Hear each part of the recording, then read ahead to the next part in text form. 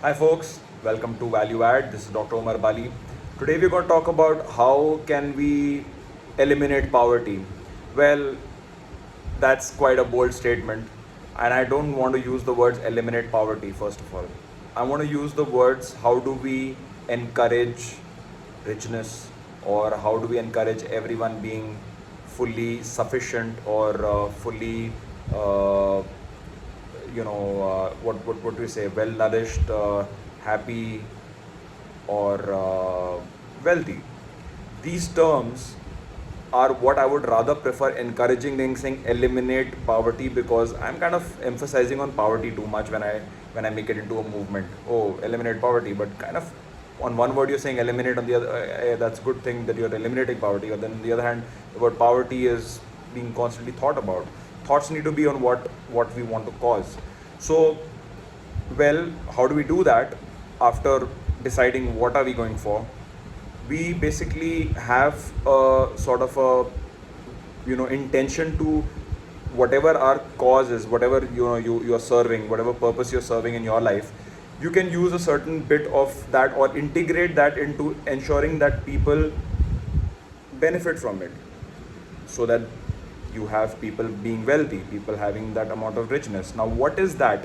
I think even for a start, if we are able to make sure that every citizen in the world is having food, water, housing, and clothing, at least this much, this at least is a start, because there's a large population that doesn't even have these proper things enough that they are able to say that, okay, wow, I have at least that much, my basic needs met. That factor is missing for a large part of the population.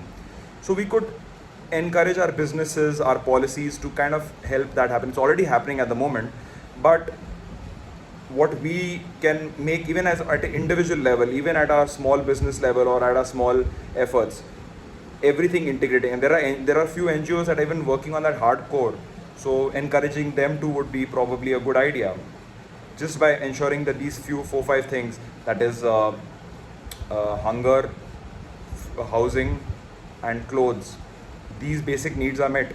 If that is done, well, that's a great start. If we can achieve that in our generation, I would say it's amazing, and then we can go beyond that after that. Okay, so now in order to do that at an individual level, what can I and you do? I think what at least in my opinion, my humble opinion, what we could do is we could have like a attitude that first of all we visualize that everyone in the world is having these basic needs met, which we discussed about. Once that happens, we make it a regular visualization on a regular basis, at least a couple of times a day, or at least once a day for a few minutes or seconds, good amount of time. So that way collectively you and I are creating that thought in our head, and then that is directing our actions so that we are able to make these needs met from our level. And then at one point this becomes a avalanche or momentum, and then it will happen. That's it. That's all you really need to do, I believe. Encourage this idea, make it happen at your family level. That's a great start, and then you can make it at a society level. You and I can make it at a society level. You and I can make it at a larger level. Hope this gives some movement to that cause. Cheers, take care.